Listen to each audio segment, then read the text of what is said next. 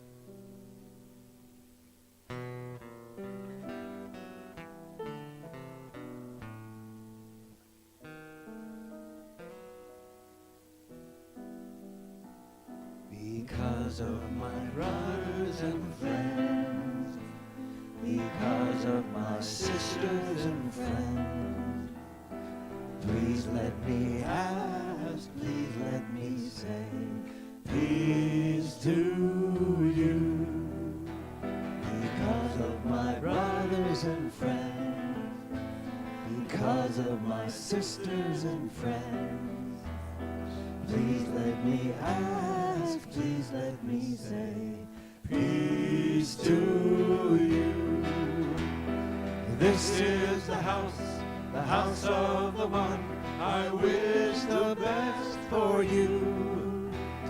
This is the house of the one I wish the best for you.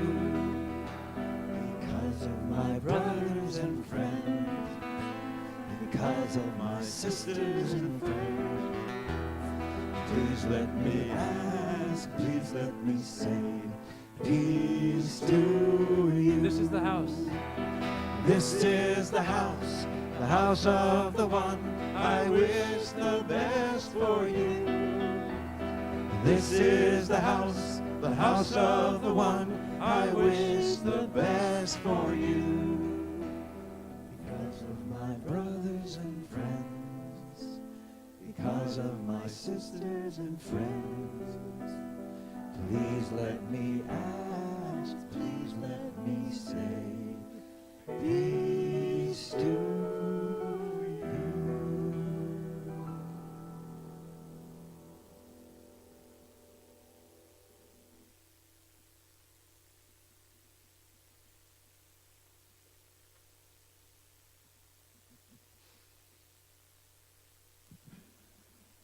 Hey.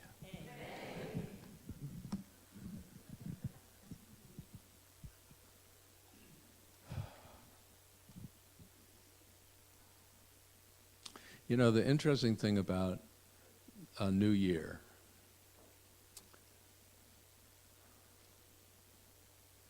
and particularly the Jewish New Year, which is not a time of fireworks and that kind of celebration. It's actually a time of transformation.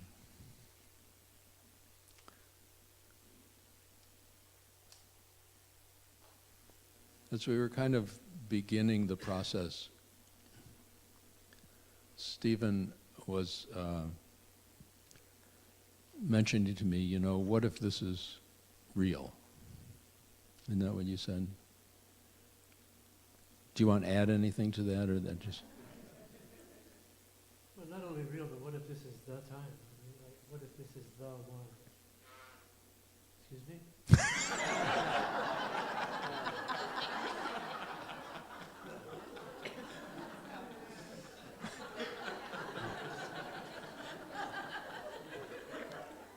I guess that means it is.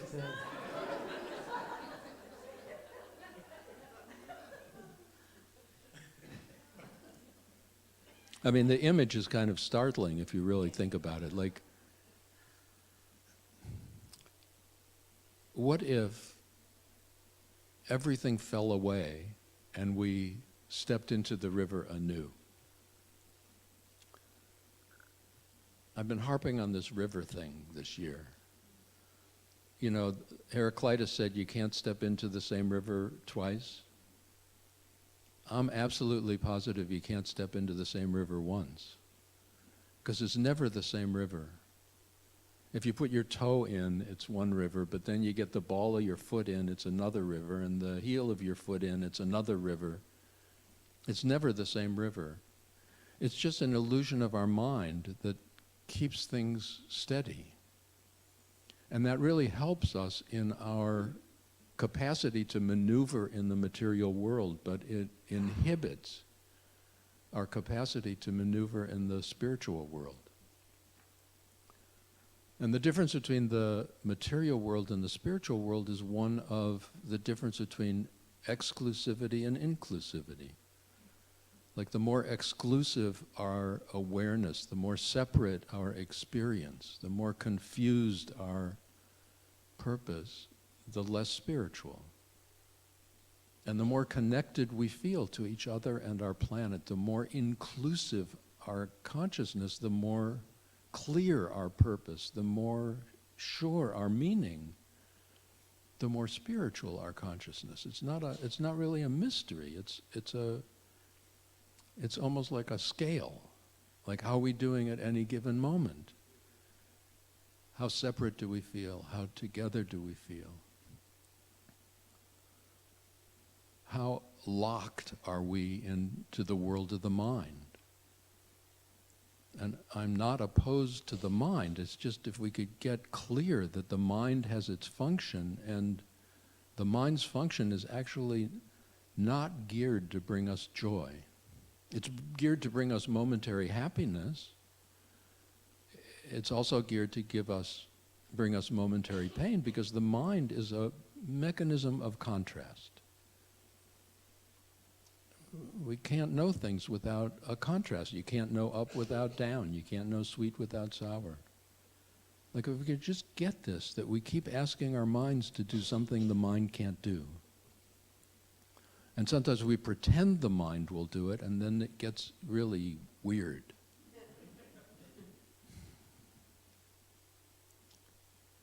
So in a lot of ways, Rosh Hashanah, the new year, is offering us the opportunity to step into a brand new river. A brand new river that the mind has not met. It would be like seeing each other for the first time and going, wow. Rather than just seeing each other projected with the images that we already have in our minds, and we're not really seeing each other. And knowing that the river keeps moving, and can we allow that? And what would happen if we did?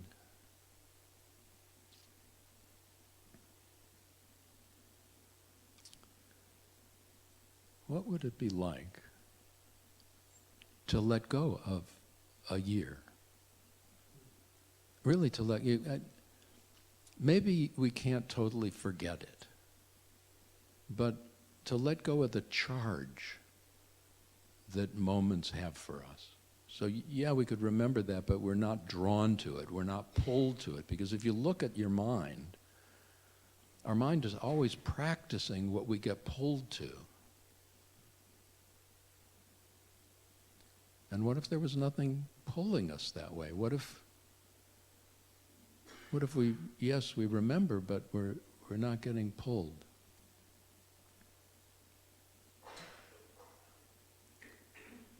This year, I got struck, with the possibility of something radically new. I also got stuck with with seeing Rosh Hashanah and Yom Kippur, they might be in the wrong order. I mean, if we enter into the new year and let go of everything, why then 10 days later do we have Yom Kippur where we're asking for and giving forgiveness? If we really let go of the year, we wouldn't need that. We should do Yom Kippur first and then Rosh Hashanah. And in a spiritual conversation with Tova, it became clear that what happens is, if we really do it, if we really intend to let go, then in the days in between Rosh Hashanah and Yom Kippur, we see what comes up to grab us. Because no matter how clear our intention, our mind is still doing its stuff. And we'll think, oh, I'm going to let go of that, I'm not grabbed by that, and then lo and behold, oh. So that the days in between become precious moments of watching, witnessing, being conscious of what comes up that's still here, that just grabs us. And then on Yom Kippur, to forgive ourselves that we're human. And then the magic on Kol Nidre night of the words of Kol Nidre, which we're asking forgiveness not for anything we've done in the past, but for stuff we've done in the future. Rabbis argued with each other about how could this be? How could you ask forgiveness for what we haven't done yet? But it makes perfect sense if we know we're human. And it's the nature of incarnation, it's the nature of being human, that no matter how clear our intentions, we're going to forget. No matter how clear, our promises and our vows and our goals, we're going to make some of them and we're not going to make some of them. And it's like putting out in advance the possibility that we don't spend our time beating ourselves up. Because beating ourselves up keeps getting us stuck. So Rosh Hashanah is the beginning. It's the beginning of the year. Interestingly enough, Shana is a Hebrew word that also can mean change. So we could say it's the beginning of change. And the one thing about beginning of change is that the one thing we know for certain is everything keeps changing. Everything keeps changing. And if we could just get clear that our mind is doing its best to keep things from changing, keep things predictable, keep us safe from surprise. But the river keeps flowing. And we're invited to step into that river. We're invited to let that river carry us. We're invited to explore. What are the possibilities? What are the potentials of this moment, of every moment? One of the great things, as I got to greet some of you coming in, and some of you I haven't seen in a year, and some of you I haven't seen in more than a year, and I get aware of how we change. And I don't get aware of how we change every day, because we're not actually seeing each other. I've been encouraging people to take 4 minutes and just look at each other's faces. Faces, people that you know, that you're with all the time. Not to do a meditation, not a stare, but just to look at their faces and look all their faces. And start noticing what we don't notice. Oh, look at you.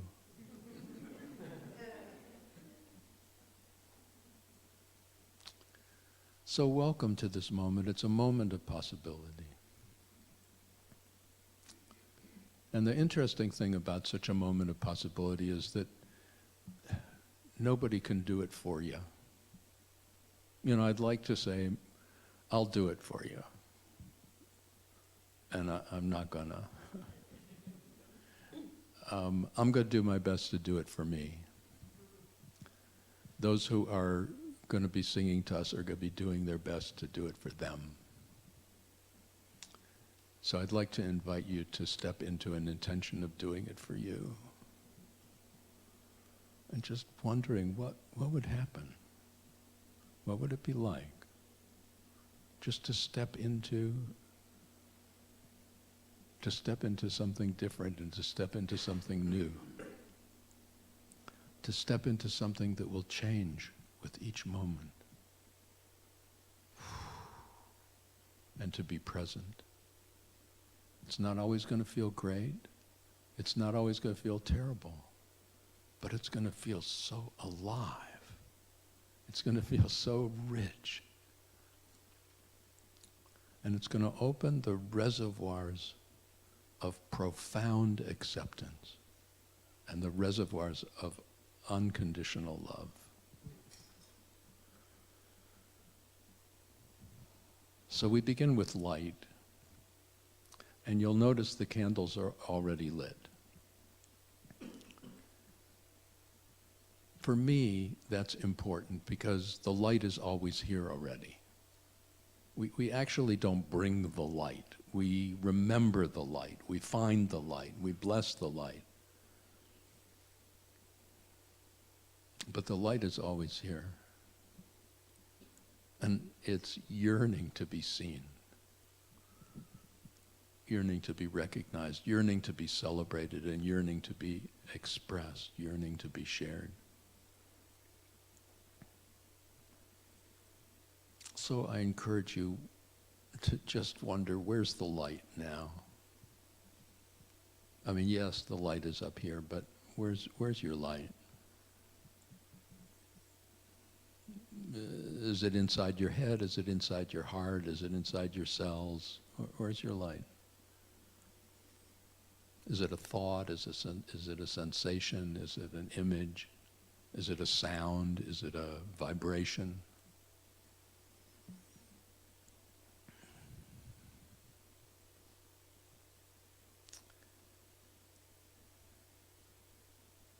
It's an interesting thing about doing a service, you know, in the High Holy Days for me, and I suspect for us, are the most liturgically thick of anything I do during the year. You know, more prayers, more specific texts. I am convinced that any of the texts alone can do it for us. And any one, any blessing, any focus, any particular prayer, we could go, oh, that, oh, wow, oh, I remember.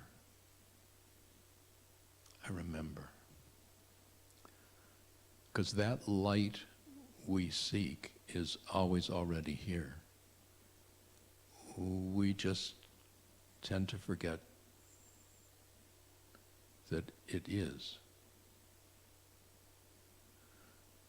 So we share the blessing over all the light in this place. Wherever your light is and wherever your light will be, it's the beginning of creation. Yehi or, let light be, vayehi or, light. So light was, light is. Before anything else, the light of consciousness, the light of awakening, the light of awareness. The melody we sing, and we'll be carrying this melody through the evening and through the 10 days, is the nusach, the particular melody of the High Holy Days. Every holiday, festivals, High Holy Days, Shabbat, during the Jewish year has its own melodic frame called a nusach. So that if you happen to be somewhere and you don't know where you are or when it is, and you pass a synagogue and you hear a particular melody, you can know from the melody whether it's a Shabbat or whether it happens to be a festival or whether it's Rosh Hashanah or Yom Kippur. So here's a blessing for the light that you are.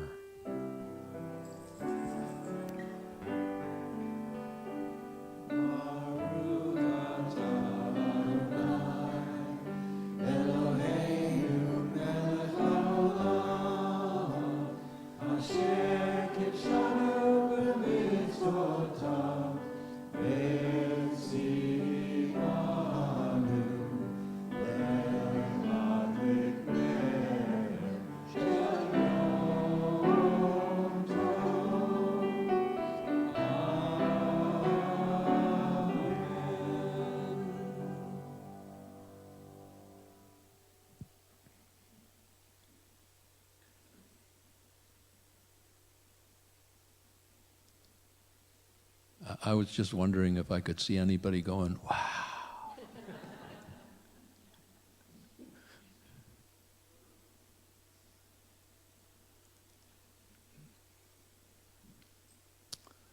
This is my favorite blessing. It's interesting because Jewish tradition is far more a path of blessing than it is a path of prayer. You know that I do a lot of interfaith work, and if you're dealing with an interfaith audience and you say, let us pray, all the Christians involved will go, and all the Jewish people who are there will go.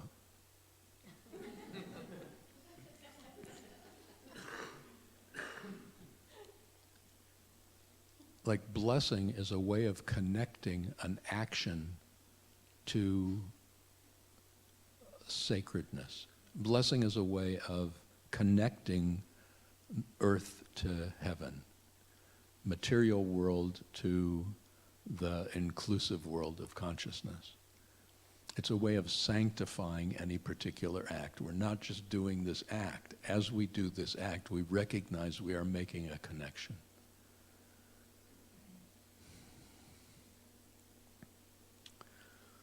So this is the blessing for the moment, and again, each moment.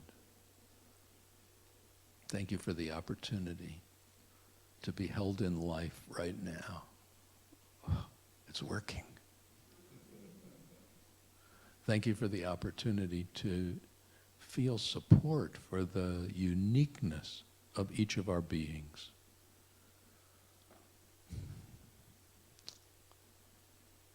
The universe is inviting us to be who we are. We just grow up with this tendency to see some image or some ideal out there of who we're supposed to be. And we measure ourselves against that rather than going, you know what, I am actually at a unique place. Each of you right here is in a unique place. It looks like there's only one person in each chair. Nobody is seeing exactly how you're seeing. Nobody has the opportunity to take care of that space. We each have a responsibility for the space we are, and the space we are is ultimately a space of consciousness. What am I doing with the consciousness that's been entrusted to me? Am I putting it into a form of anger? Am I putting it into a form of hate? Am I putting it into a form of confusion? Am I putting it into a form of doubt? Am I putting it into a form of connection? Am I putting it into a form of love? It's my choice. Nobody can do that for me. Oh, what a remarkable responsibility, gift.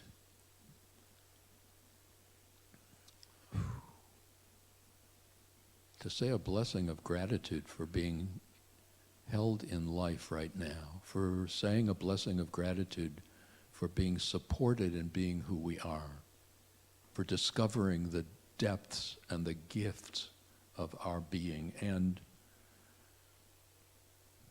for saying a blessing recognizing that we are exactly where we're supposed to be. V'higianu lazman hazeh, man. I've been brought to this place.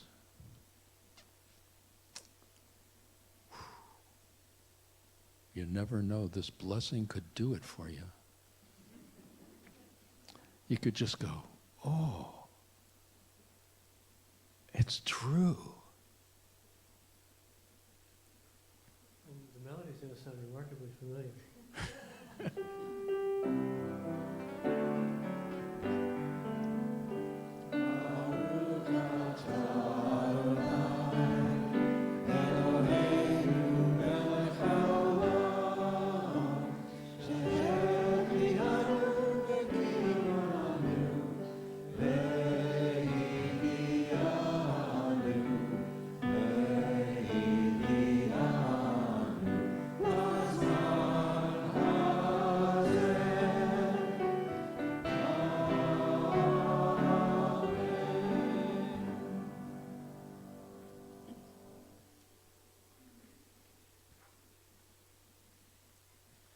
Oh.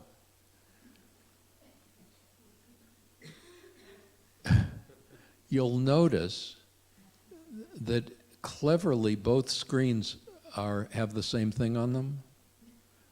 This was really a hard thing to get the words to do.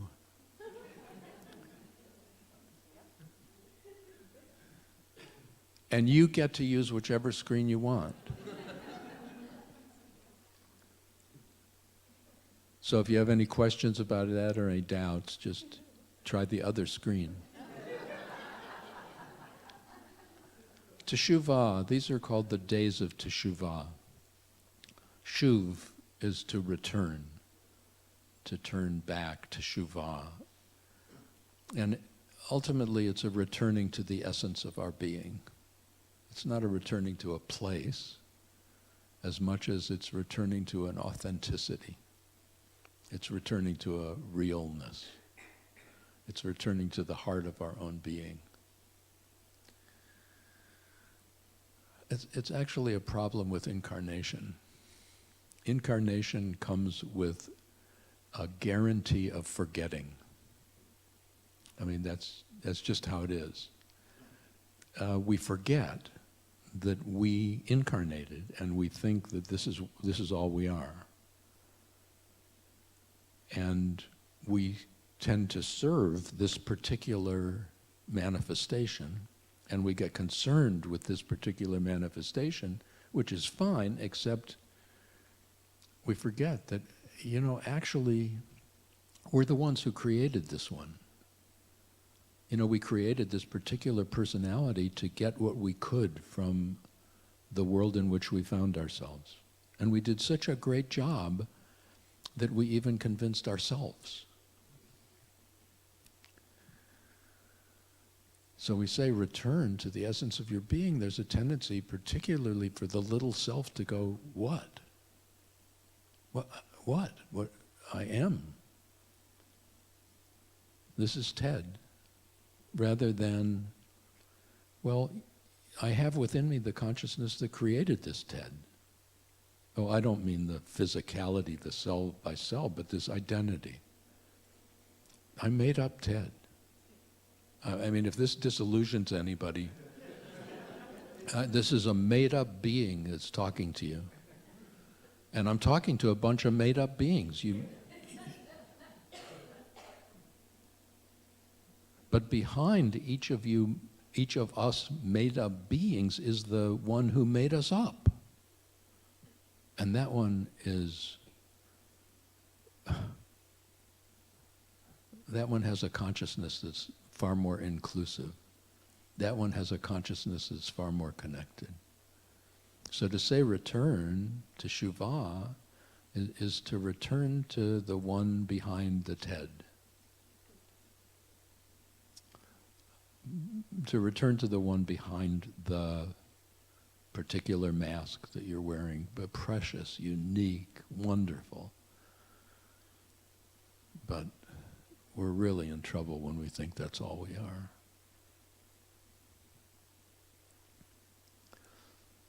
So join me.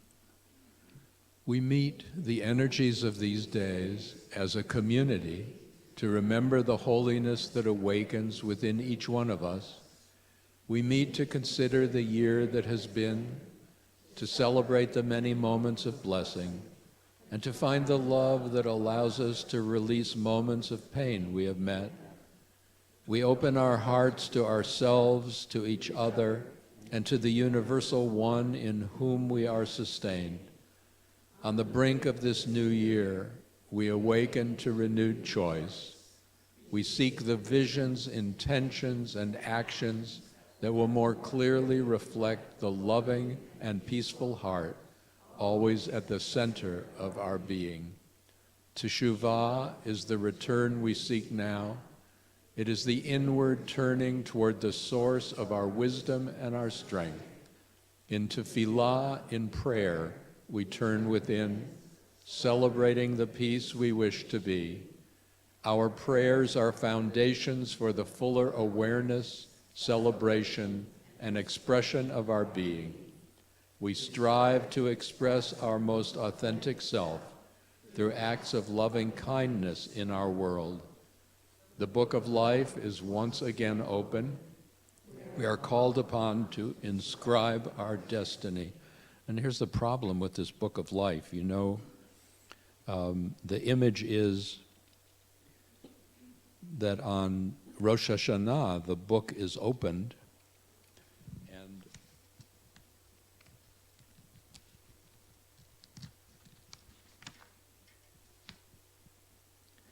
and on Yom Kippur, it's sealed. And it's an interesting notion. I grew up hearing that there was a book of life and a book of death. And if you got written in the book of life, you lived, and if you got written in the book of death, you didn't. It was really not a real pleasant notion. Clearly, among other things that institutionalized religions tend to do, meant to control us. And asking us to conform to what a group of others decided we should be, or we should do, or how we should practice. And there's a threat, and there's a promise from a God who is conceived to be a big ego in the sky that does what egos do, namely judges, rewards, punishes.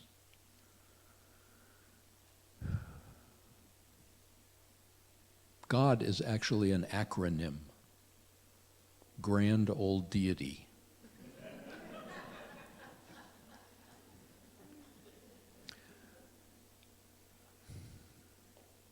But looking at actually the tradition of the books is a little different. According to the Talmudic literature, which was the massive literature compiled by the 5th century, following the canonization of the Hebrew Bible, the Talmud's much bigger than the Bible, there were 3 books that are open on Rosh Hashanah: the book of life, the book of death, and the other one. The book of life is open for people who have been so good that there's no question about where they get written. The book of death is open for people who have been so bad, there's no question about where they're going to be written. And the third book is for people we don't know yet. We got to wait till the end of the 10 days.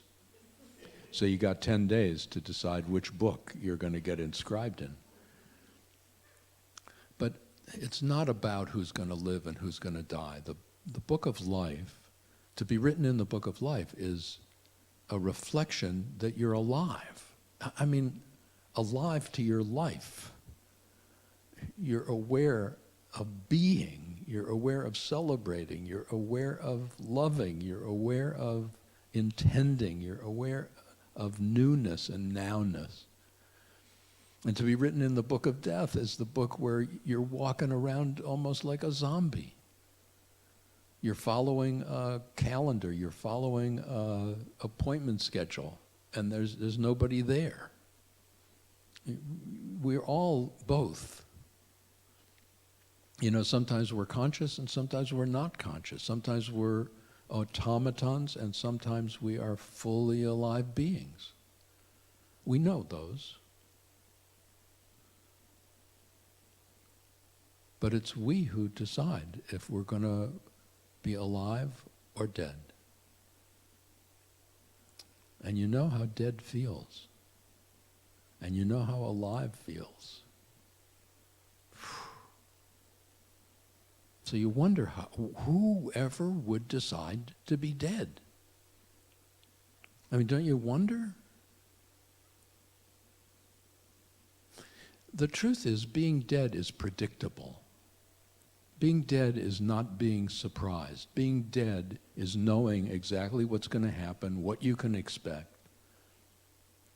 I used to have a professor when I started the graduate studies in psychology who said it was like walking into a mansion. Each of us got to walk into a mansion that had many halls and many doorways, but none of the halls and none of the doorways had a sign on them saying what they were. But we knew we had to open a door. So we finally decide on a door. We open the door and somebody throws a pie in our face. And he said, where do you think we go the next time we walk into the mansion? He said, most of us will go to the same door because we know what's going to happen. And it wasn't terrible. It didn't kill us. And you could just think about it in your own mind. It's like you don't know what's behind the other doors. Wow. Being dead is safe. I mean, it's not really, but the ego thinks it's safe. I know what time I come home. I know what TV shows are on tonight. I know exactly when the commercial breaks are to go to the bathroom. I know I've got it down.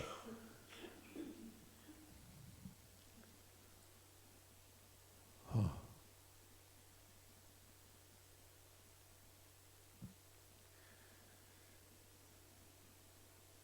So here it is.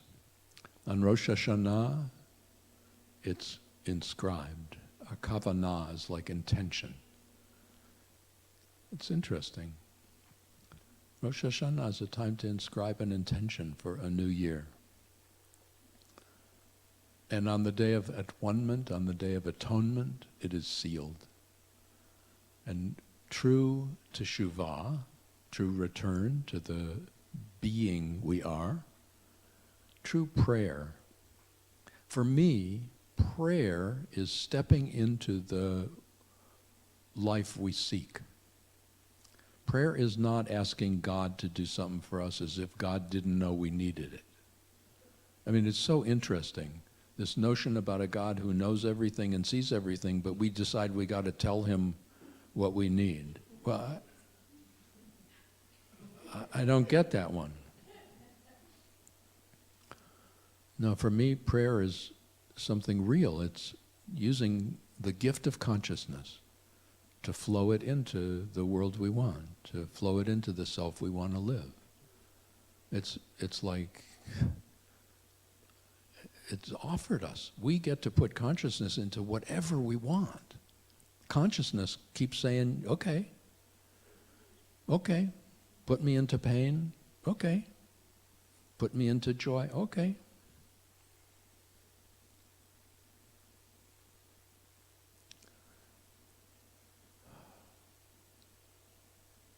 And right acts. Any spirituality without compassionate action in the world is fake. It's fake. It's just playing, as if we're separate, because any real spirituality is awakening us to our absolute interconnectedness with all being. And when we are connected, the last thing in the world we want to do is cause harm to any of us. We would want to do everything we can to support each other. It's like, duh.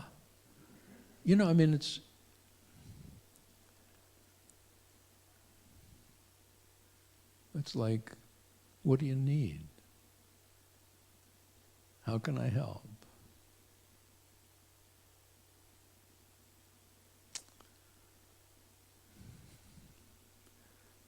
It goes like this.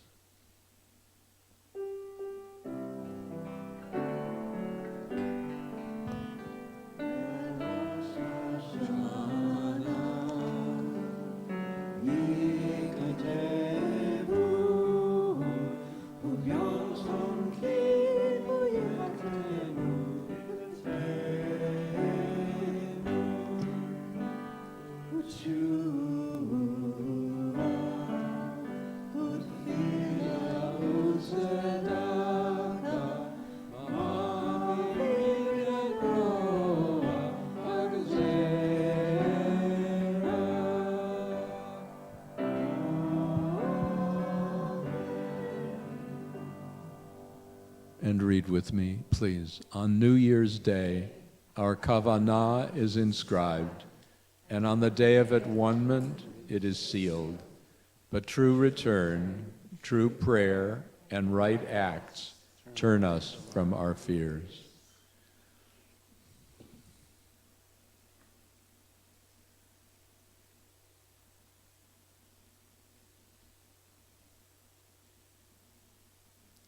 I've seen this song before.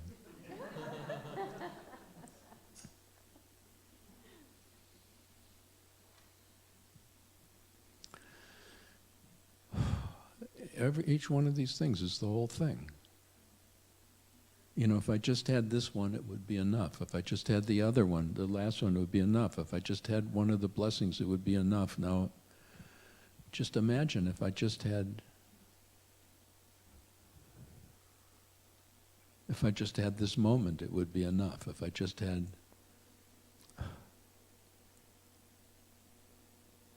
Dayenu.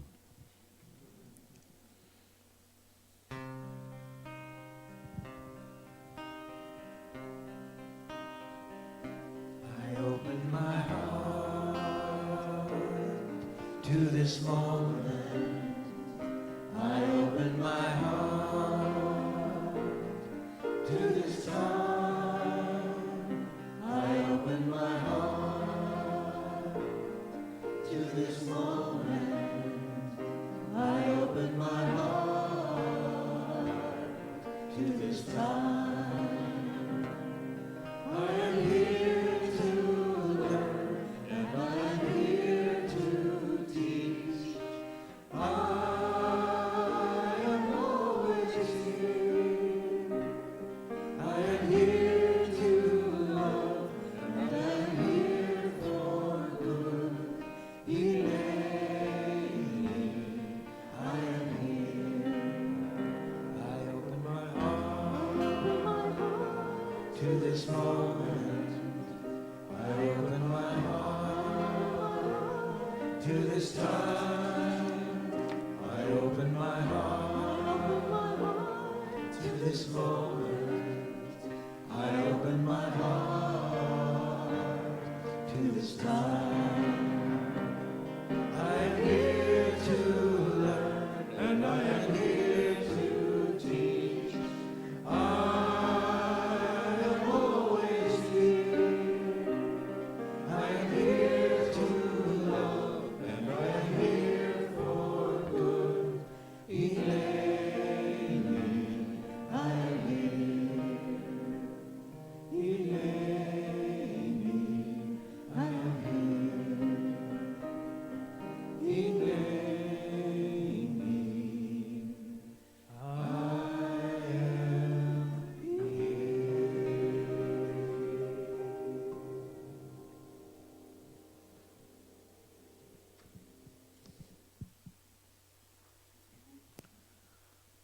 And please read with me. The world we see is so filled with conflict. Is it the turmoil in an outer world that creates the difficulties in our own lives? Or is the outer world simply reflecting difficulties we are already having inside ourselves? Perhaps both are true. There is struggle inside as well as outside. To think that we can heal one without healing the other is naive. Where do we start? We can only begin from where we are right now. There is healing to be done right here. From our past come echoes that speak a way of blessing. We are challenged to open our awareness to an ancient calling, to remember that which is always blessing. And please rise as you are able.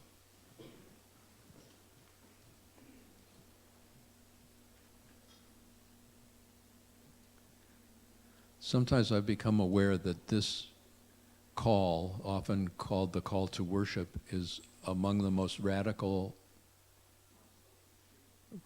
calls that we're invited to.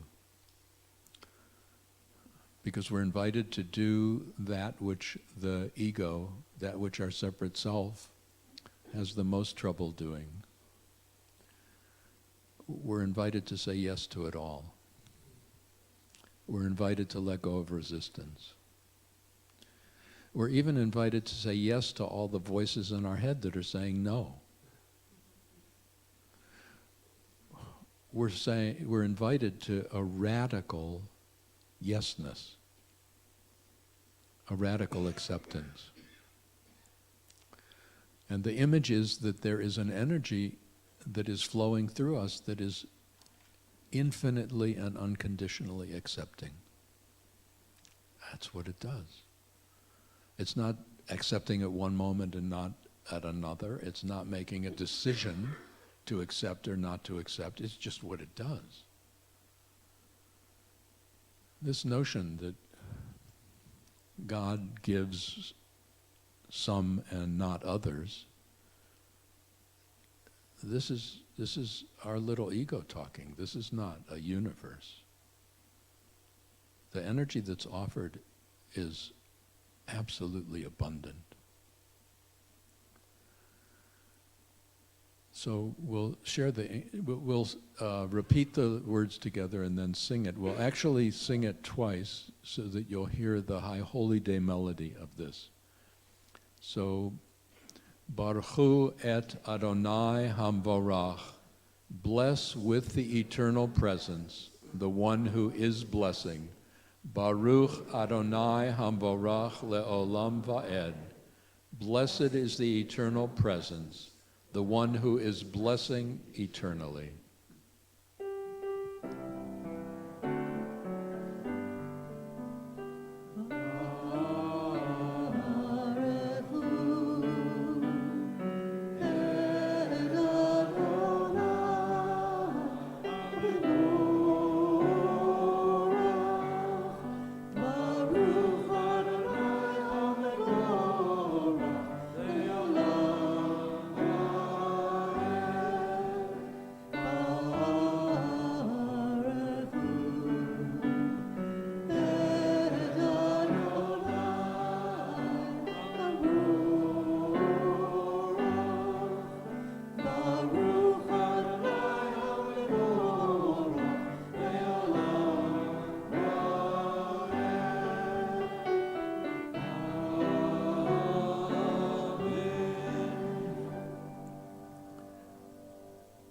We seek to meet together the one in whom all else is.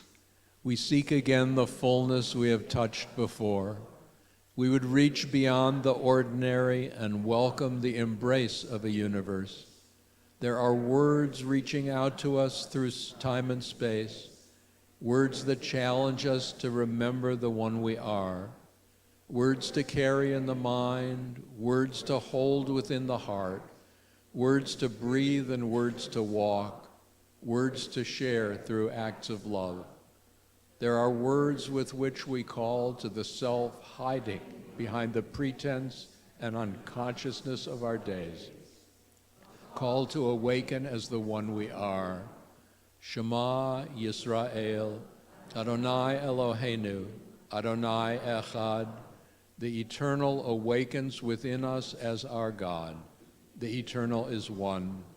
Baruch Shem Kavod Malchuto Le'olam Va'ed. Blessed is the holy name, whose glorious being is eternal.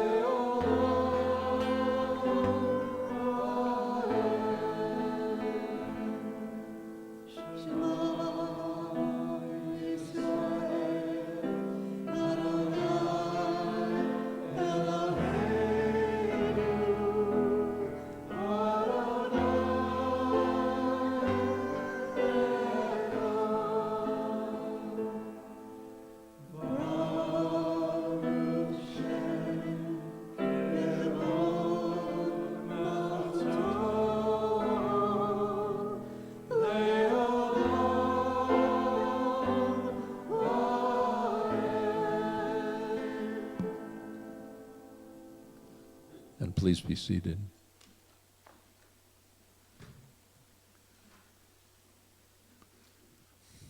The truth of the matter is, opening to blessing it all, opening to yesness, in fact, awakens us to oneness. It's our resistance that keeps our universe fragmented. And you can just witness this in the incredible polarization of our time, and how everything closes down so that we are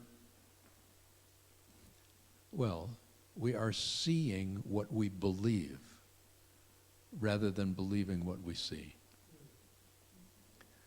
A 16-year-old girl comes across to speak just so bravely, even admitting her own deficits and her own challenges.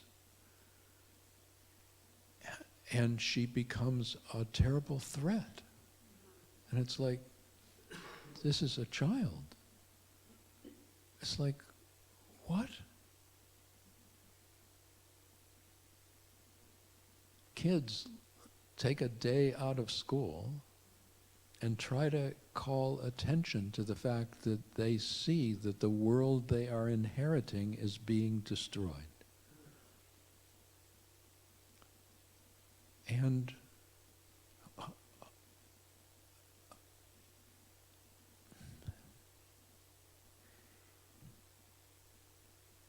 I'm not an ad for vaping, but compare the speed of the response to people's illness with vaping.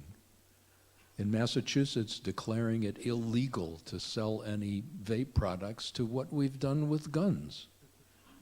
Oh, you can kill any number of people with guns and we won't do anything, but some people get hurt with vapes, well, we'll close that down. It's like, what?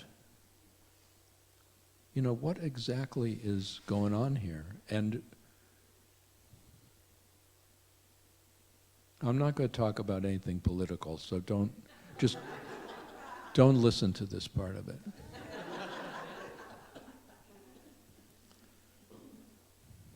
But I have a belief that human beings are radically hurting themselves. And I'm not even talking about those who are literally hurting. I'm talking about those who are turning aside and closing their hearts. I'm talking about those who are closing their minds and putting party in front of person. it doesn't, we don't thrive that way. We're actually not built that way. We take the greatest joy, do we not? We take the greatest joy when we're supporting each other. We take the greatest joy when we're able to help. I mean, what really makes us happy? We take the greatest joy when we're able to experience ourselves connected. We take the greatest joy when we experience ourselves as one. Oh.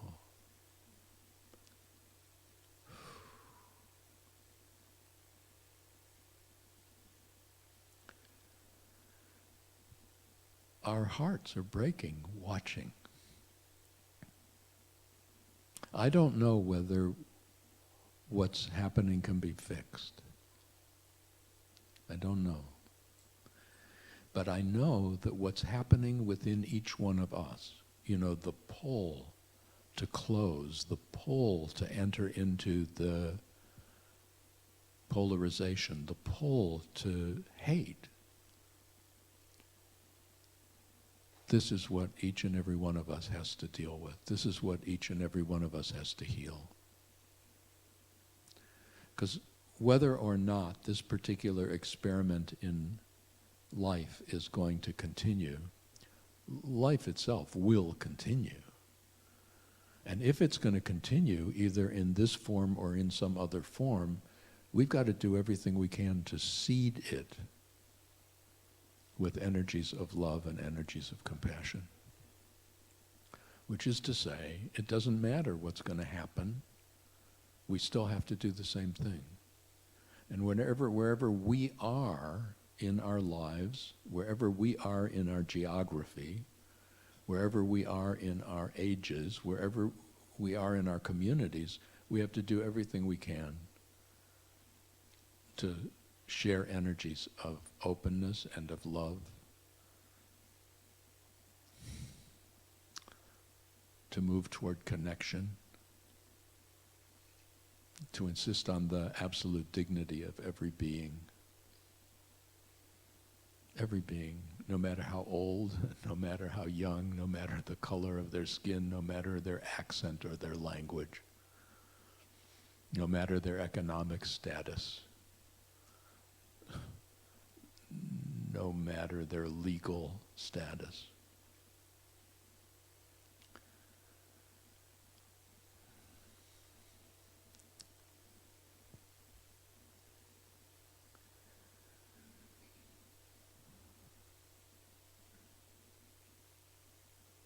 What is it to love God?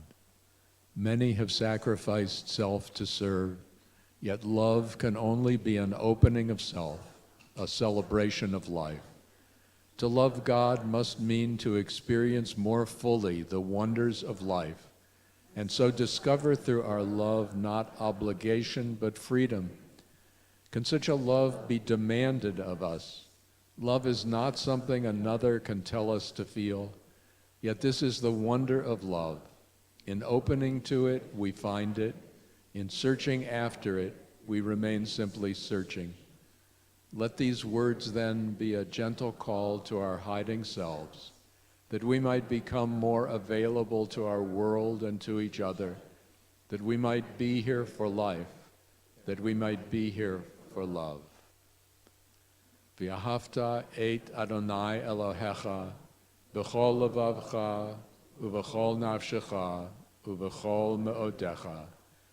Then you shall love the Eternal One, your God, with all your heart, with all your soul, and with all your moreness.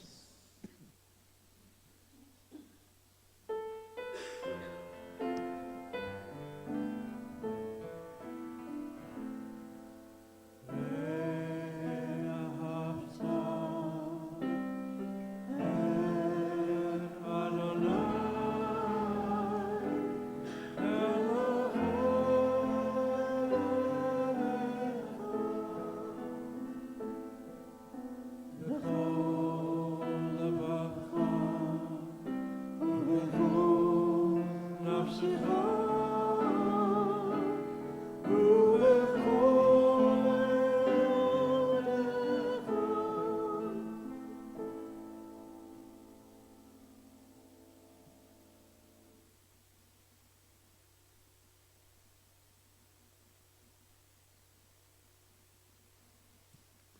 we could sing this. It's Return Again.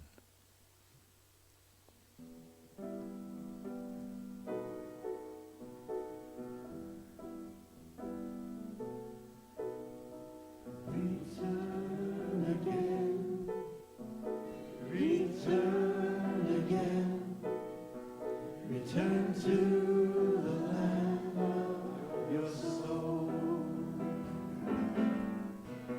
Return again. Return again. Return to the land of your soul. Return to where you are. Return to what you are. Return to who you are, born and reborn again. Return again. Return again. Return to the land of your soul. Return again. Return again. Return to the land of your soul. Return to where you are. Return to what you are. Return to who you are. Born and reborn again. Return again. Return again. Return to the land of your soul. Return again. Return again. Return to the land of your soul.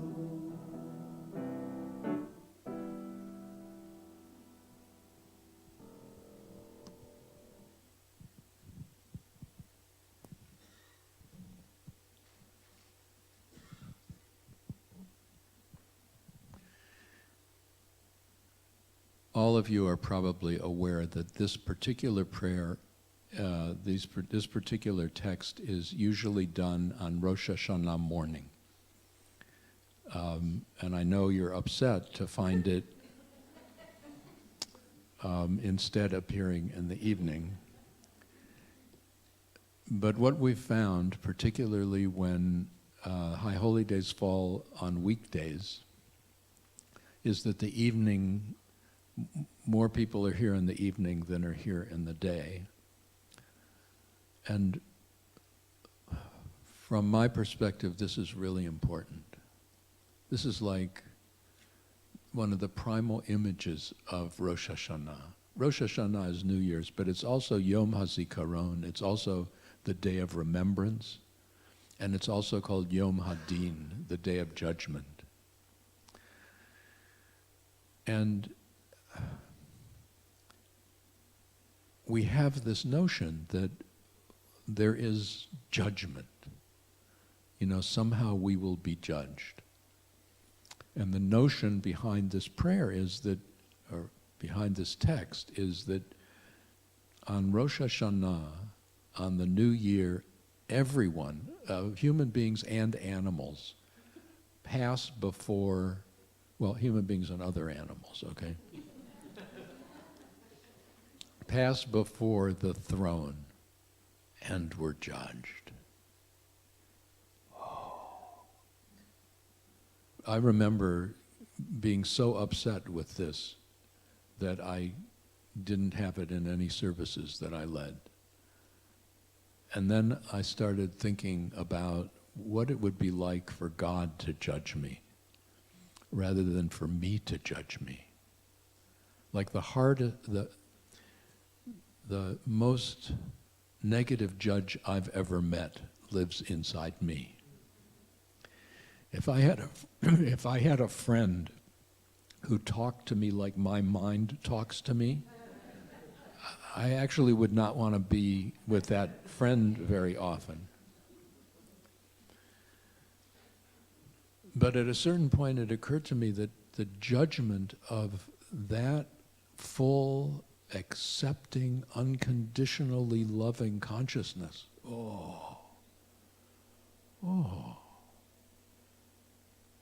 like how many times do we get to experience that? Sometimes we find a precious other person who can do that. And sometimes we're able to do it for another, and that's, but there's a difference because the universal consciousness not only is always accepting and always loving, but it, he, she knows everything about us. It's like it's not just standing naked physically, it's standing naked psychically. I mean, everything we've ever thought was thought in consciousness. Everything we've ever done was done in consciousness. They call it the Akashic Records, right? The Akashic Records are the accumulation of everything that is in consciousness. Nothing is gone. Everything is still here. So it's like standing in the presence of a consciousness in which nothing is hidden. Oh my God. You can't hide. But what if you don't want to hide? What if you want to just go here and allow that consciousness to go, yes. Allow that consciousness to flow absolute unconditional acceptance, absolute unconditional love. It is what our ego wants more than anything else. And whether you knew this or not, that's what it wants. Our ego wants what it can't give itself, because ego's always conditional. I'll like you when, I'll like you if. I like you more if, I like you less. But just imagine everything. So we're going to sing these words, and then we're going to move into meditation. And I'm going to invite you to come before the throne, however you perceive the throne, with whatever image or non-image or whatever thought or non-thought or whatever idea or non-idea might come to you. And to realize that you're just totally naked. All your thoughts, all your actions, all the things you love about yourself, all the things you don't love about yourself, all the things you think are wrong and all the things you think are right, just everything.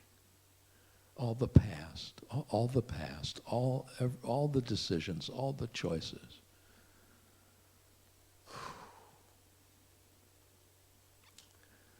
Unatana tokef kadishat hayom, ki hu nora v'ayom.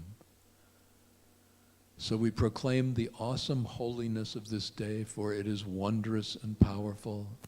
On this day your kingdom is exalted, your throne established in loving kindness, and your truth enthroned there. Uvashofar gadol yitaka, v'kol demama daka yishama.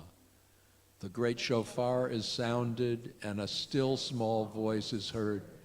The angels are seized with fear and trembling as they declare, behold the day of judgment. I just think it's perfect to turn this on its ear and just say, we can't wait for the day of judgment. Really.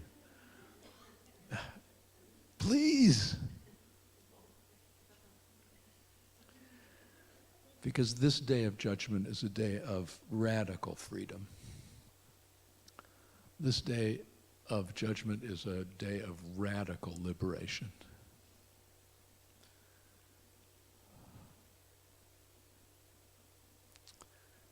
This day of judgment is always a day of radical transformation. So please take a breath. Oh, actually, we're going to sing it first. take a breath and sing it first.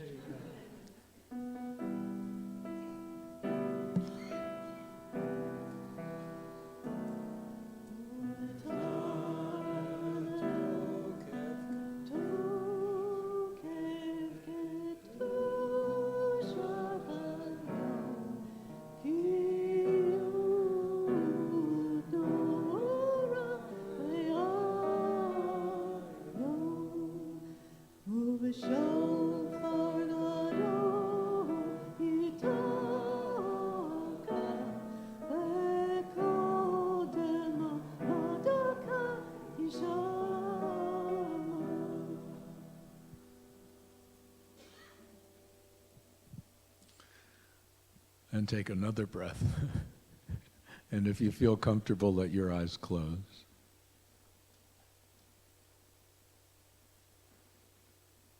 And just allow yourself to be aware of how it is right now to be an incarnated being.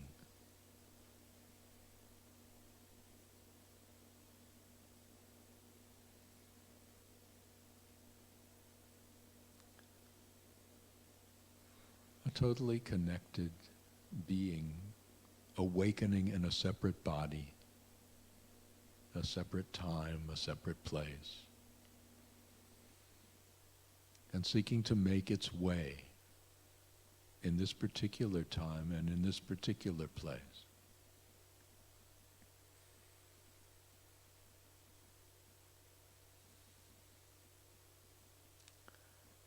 Whatever the body is like in this moment,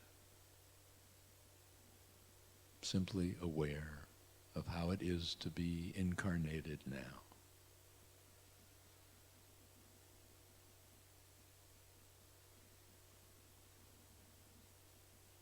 Whatever the mind is doing, simply to be aware of it without trying to change anything.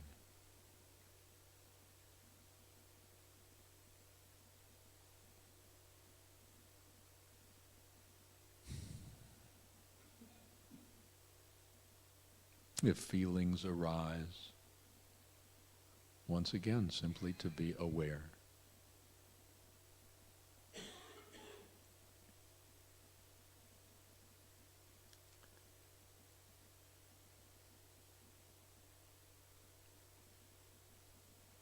And as the body quiets, as you allow the mind to do whatever it's doing, as you allow your feeling self simply to be, you might become aware that it's your turn. It's your turn. You've been waiting for this moment for a long time. Oh, perhaps in your mind there is some trepidation. Is this real? What will the judgment be like? Because you feel a sense of call, a call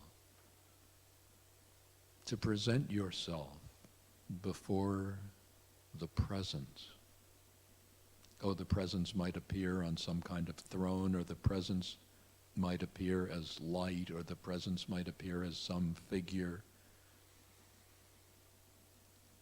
The presence might appear as sound, or the presence might appear as silence. It might even not be possible to tell exactly how that presence will appear until you honor that call, until you heed that call, until you rise to that call and find your place, standing before that light, standing before that throne, standing before that energy, standing before that mystery.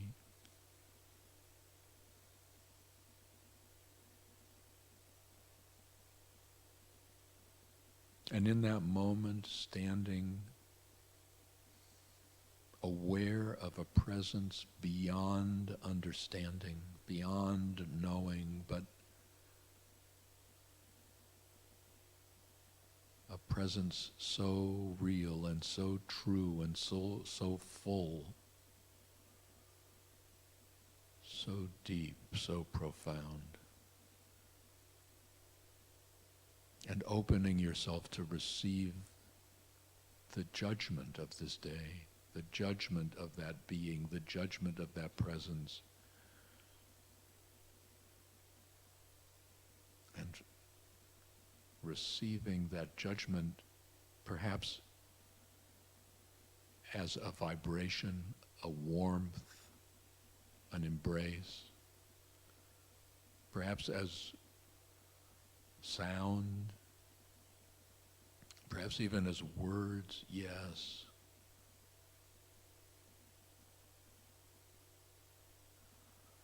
I love you. You are loved.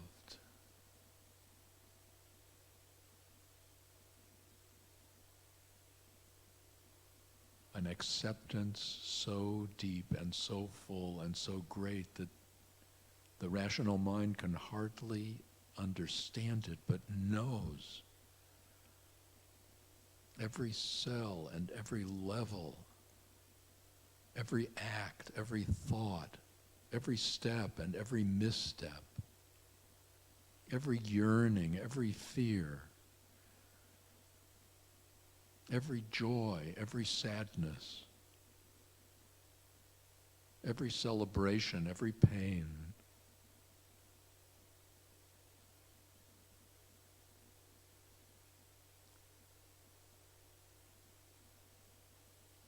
A judgment of such yesness,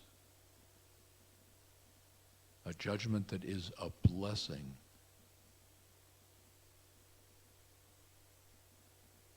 As if a consciousness that knows absolutely everything about you says yes. As if a consciousness that has known you, knows you, and shall know you always embraces you and says, I know.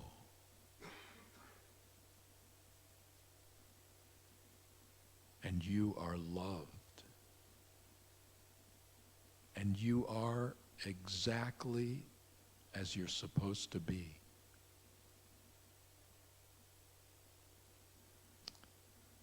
You are beautiful. You are perfect. And you are blessed.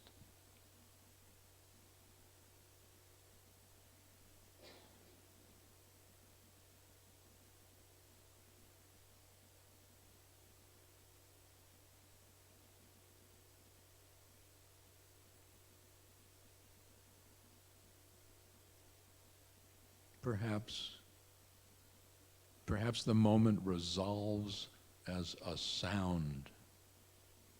Perhaps the moment resolves as a chant that flows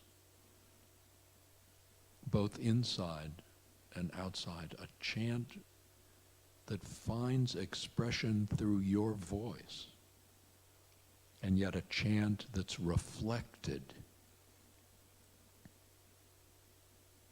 on a universal scale. It's just a chant of ah, ah, ah.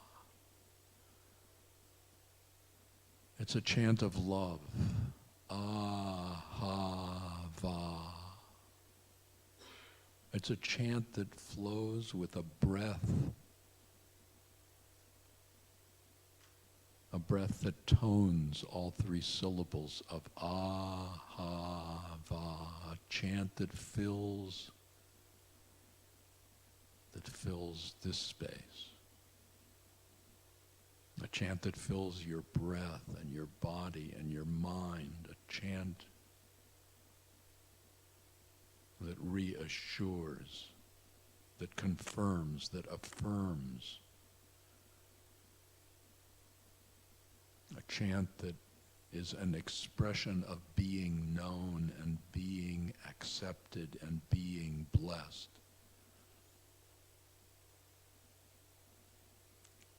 A chant that reflects stepping into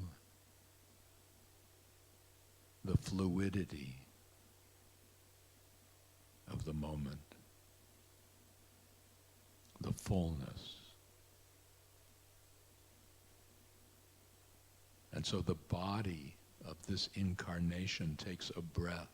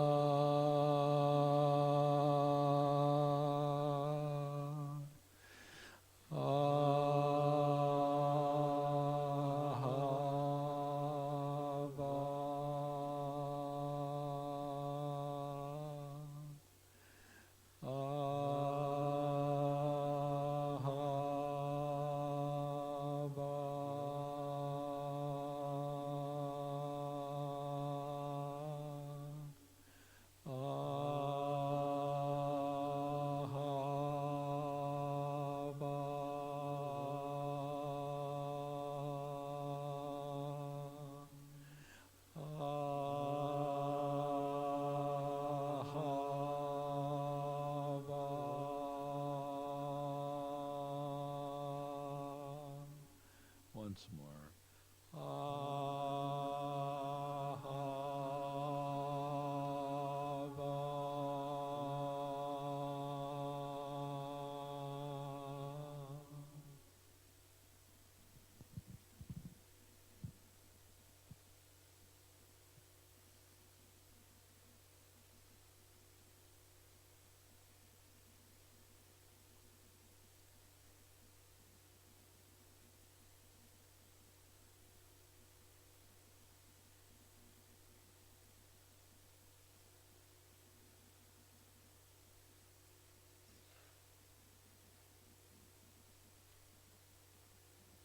And to allow the eyes to open gently.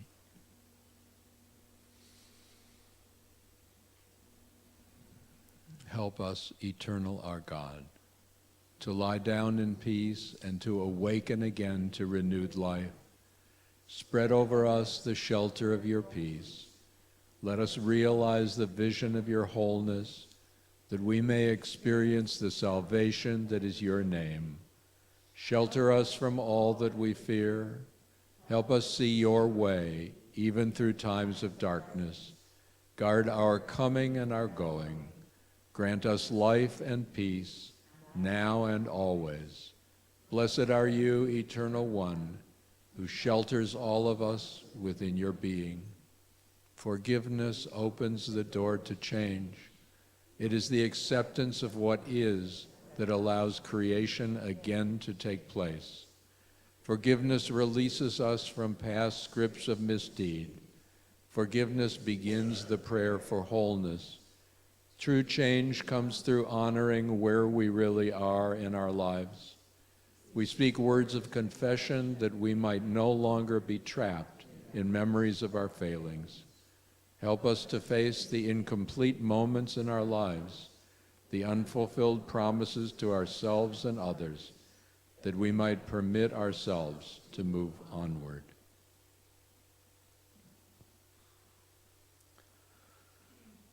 And for those of you who are able, please rise.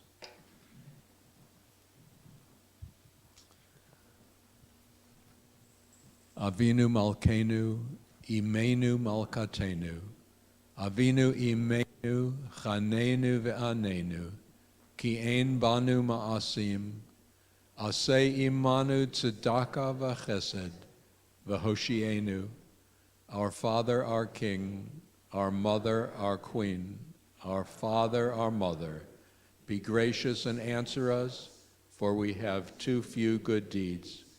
Treat us with justice tempered by unconditional love, and save us.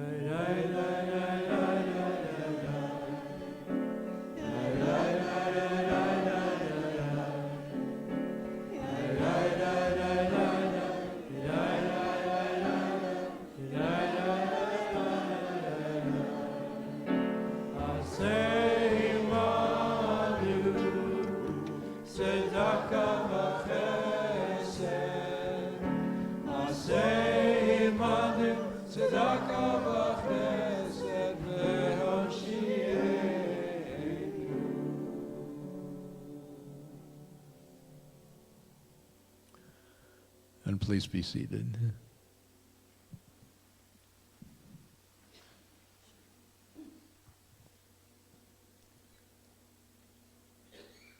The awe of God dawns in the unfolding of the soul. As life attains the consciousness to seek its source, there is awe in the awareness that our consciousness is the link between the inner and outer realities we experience, between ourselves and each other, between this world and all others, between past and future, memory and dream. We are here, seeking worlds with our awareness, linking worlds with our awareness, shaping worlds with our awareness, walking a path toward a common dream, to shape a world that truly speaks the peace that is its source. Peace is not only to be prayed for, but pursued as well. No heavenly hand can suddenly change our hearts and remove our inclinations to fear and to hate. We must recognize in ourselves the potentials for violence, destruction we witness in others. Only then can we understand that the price of human goodness is the possibility of human evil. To choose ways of peace is to cherish life more than the fears within us that lead us into conflict and pain. If we are truly to become co-workers with God in the unfolding of creation, we must examine ourselves deeply to experience both the joy and the pain, and to bear witness to love and peace more with our lives than with our words. To pray for peace is to dedicate our energies to its realization, and to be willing to share our struggles with those who choose to walk with us.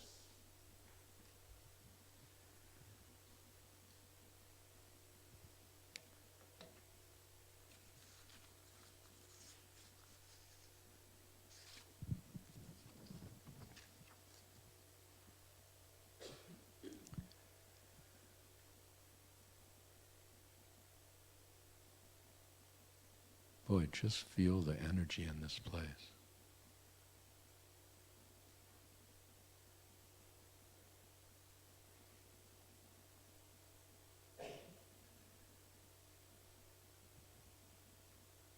What if it's real? What if one actually could step into a new year? What if actually one could step into the river and know the river to be absolutely new? Oh, there are molecules in that river that have been around forever, but they're flowing differently. They're arranged differently. They're continually intermingling and swirling and reshaping. The water in the river flows over rocks and just finds its way, swirling, bubbling, smoothing and roughing.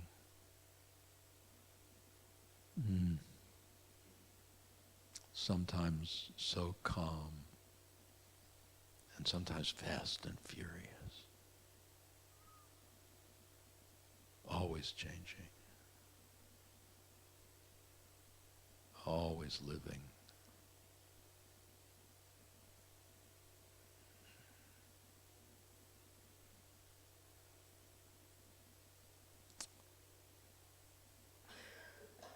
The image is rather incredible because we often mistake the river for the ocean. It's like every river flows into the ocean, just as an image. And sometimes we just decide, well, this is the place we want to stay, and we just kind of plant ourselves in the middle of the flow of the river and think that it's a conclusion. And miss the whole ride.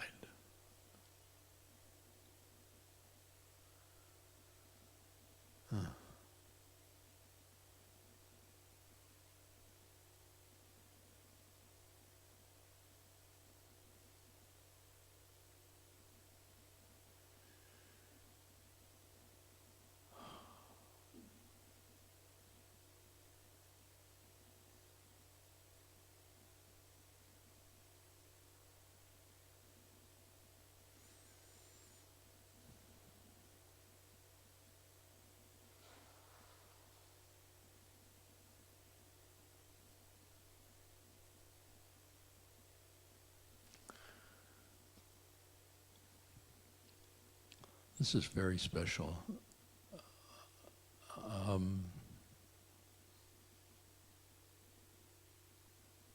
I'm grateful for each and every one of you sharing this space this evening. I know for some of you, you've come and this is the first Rosh Hashanah service you've ever been to. Others have been to many, but none quite like this. And others of you are finding what you're used to.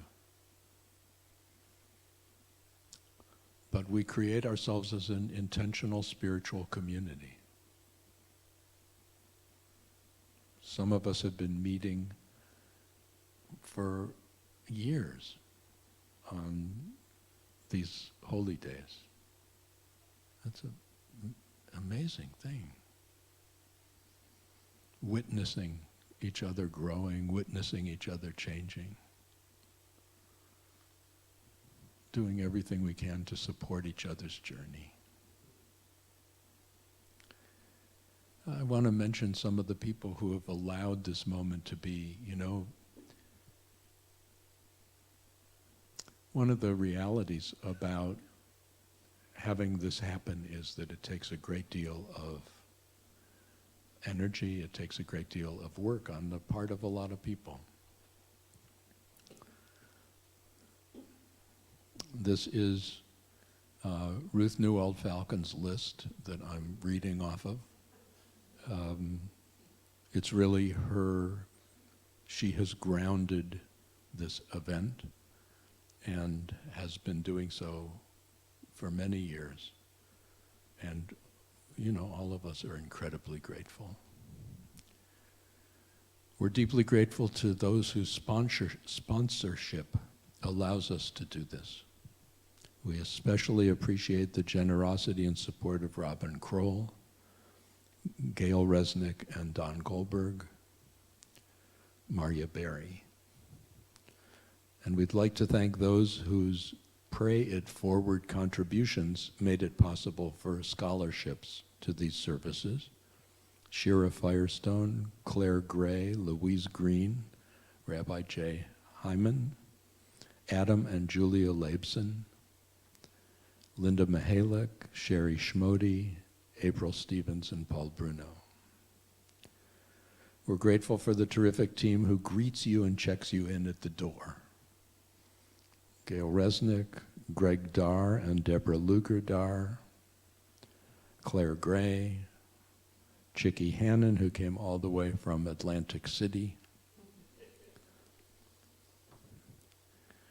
And we are receiving support as well from people who are members of the Unity and Linwood community.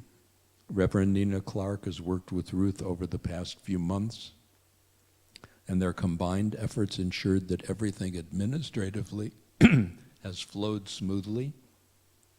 Michelle Van Eck, Unity and Linwood's new volunteer coordinator, has put together a team of which she is a member for at-the-door support.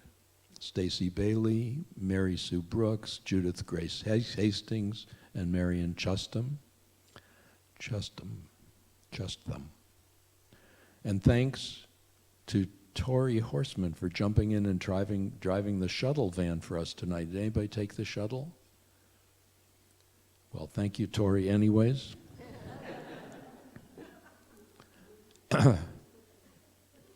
On the evening service, there's a shuttle so that people can park in the east side of the Fred Meyer parking lot, and a shuttle will pick you up, or not. No, a shuttle will pick you up. There'll be a sign here that says a shuttle is operating.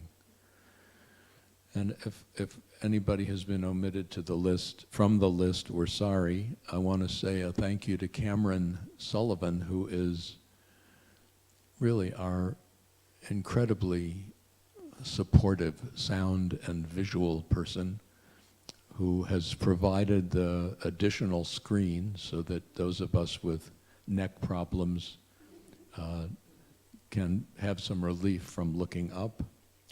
And I'd like to tell you who the musicians have been. You know, we've had an incredible week. I don't even want to talk about it, but Stephen was very sick the middle of the week, and we are just grateful that he has recovered. Yeah. Stephen Merritt, next to him to his right, Shari Rosner, who we welcome your singing, and Steve Mason. Steve Mason started working with me on some of the spiritual Saturdays, and this is his first Thai holidays, and the amount of material that he had to learn was somewhat monumental. I told him that if he wears a talit, a prayer shawl, it automatically makes him Jewish. He did. Yeah. It doesn't, but I did tell that to you. But I appreciate, you know, your open-heartedness, and you're just a remarkable, supportive presence. Don Goldberg is over at the other side, who was drafted actually tonight to provide bass relief. And just thank you, folks. Everybody could applaud. Yeah,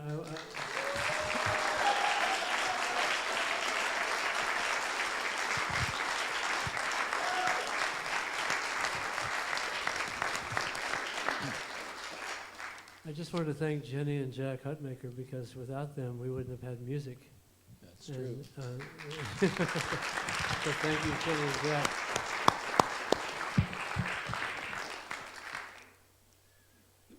Okay. It's good, because by the time you have some kind of announcements and thanks, you know we're nearing the conclusion of the service. I don't know, you lied to me.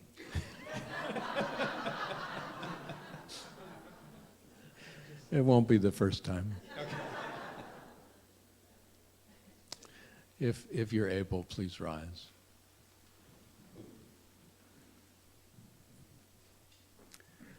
We are the ones given this way of praising the Holy One of all being, that we might understand and express the greatness of the one who shapes all creation. We celebrate our uniqueness and that of others, and seek to discover the wonder that we are. Therefore we bend the knees, we bow, and we proclaim our gratitude before the ruler of all rulers, the Holy One of all being. As it is said, then we shall truly realize the Eternal One as universal being, and on that day the unity of being shall be celebrated by all. Aleinu l'shabeach le'adon ha'kol, la'tet gedula le'yotzer bereshit, shelo asanu k'goyei haratzot, v'lo samanu k'mishbechot ha'adama, Shelo sam chelkenu kahem, v'goralenu kechol hamonam, v'anachnu korim, umishtachavim umodim, lifnei melech malchei hamlachim, hakadosh baruch hu, v'nemar v'haya Adonai lamelech al kol haaretz, bayom hahu, yeh Adonai echad, ushemo echad.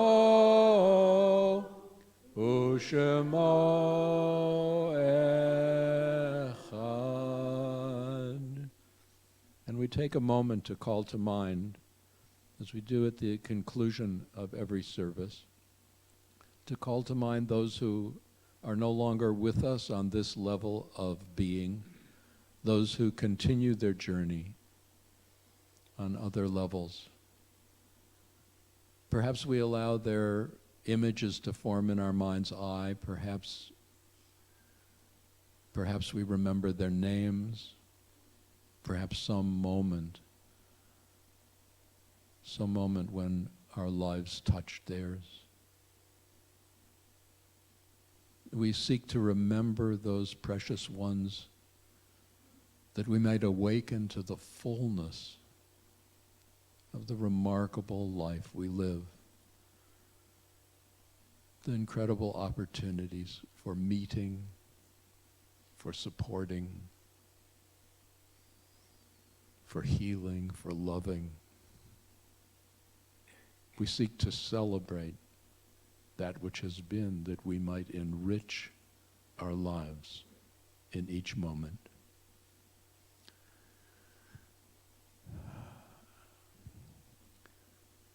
As I look around the room, if there are names of those you are remembering who have made their transitions in recent days and months, please.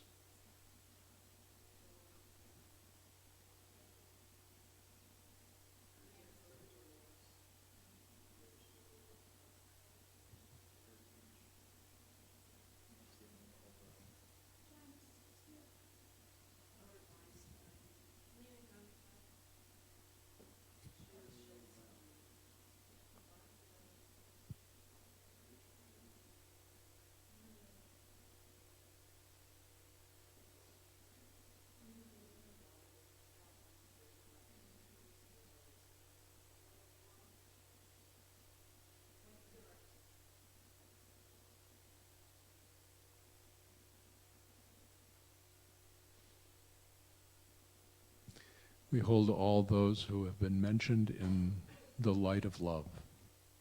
We hold all those who have not been mentioned but are held in your minds and in your hearts in that light of love.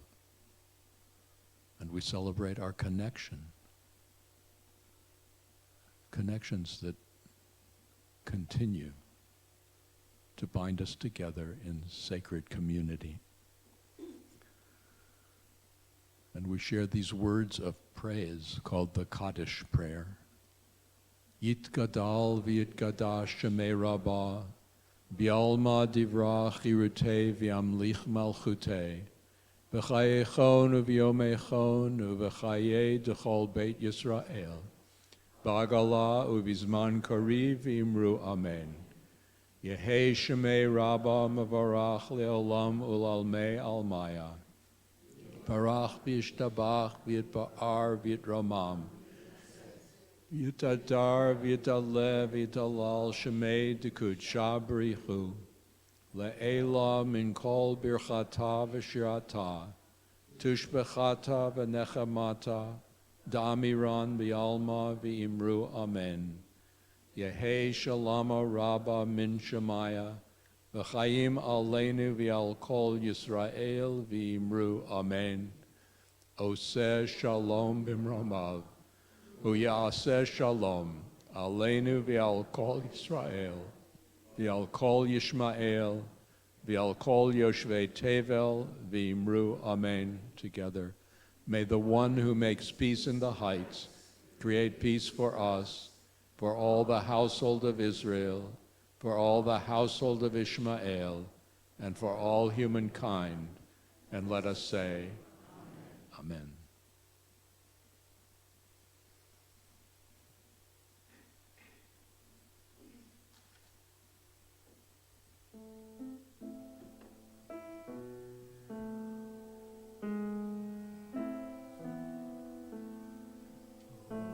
Say shalom bimroma, uyase shalom aleinu, ve'al kol ha'olam, ve'imru, amen. Say shalom bimroma, uyase shalom.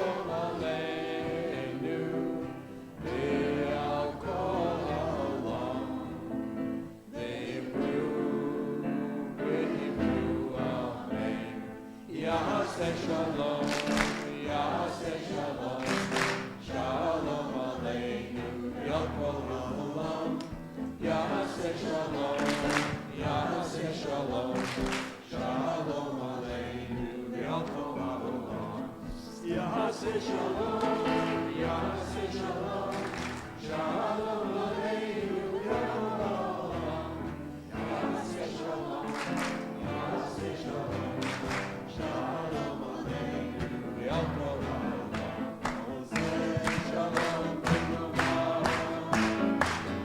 Yaseh Shalom Aleinu, Yalkol Ha'olam.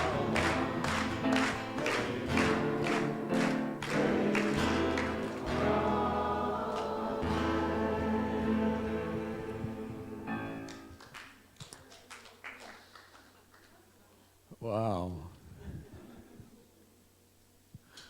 Oh, it is such a blessing to be here with you.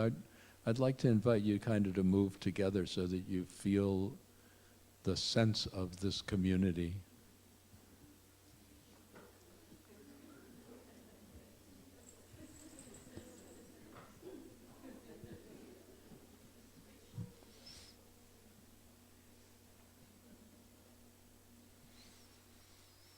We convene for worship tomorrow morning at 11. It's really a very human hour. And then in the afternoon, as long as it's not pouring, we'll be at Edmonds Beach at 3, Edmonds Marina Beach, for a meditation by the water and sharing of the shofar.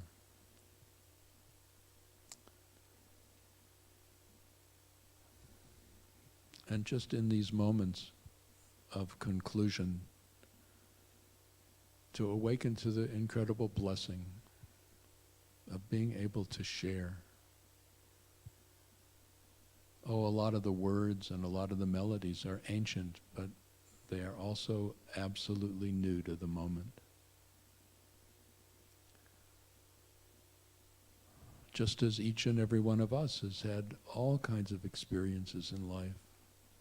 And yet, we are absolutely new in this moment. And we are invited to open our eyes, open our identities, open our hearts, and open our minds, open our breath.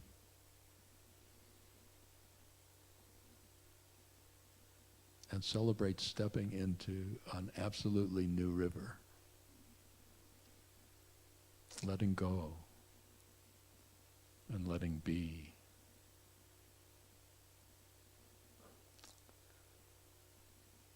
On the eve of this new year, may all the energies that we have shared and more support each and every one of us every day, every hour, as we seek to write ourselves continually in the book of life, as we seek to live the authenticity of our own way.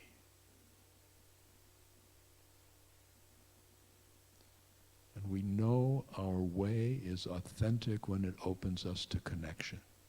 We know our way is authentic when it opens us to love.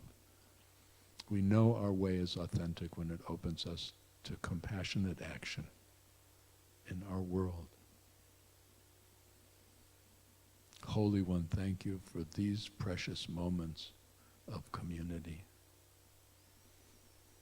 Thank you for giving us the remarkable privilege of supporting each other as we journey from strength to strength, from love to love, and from life to life.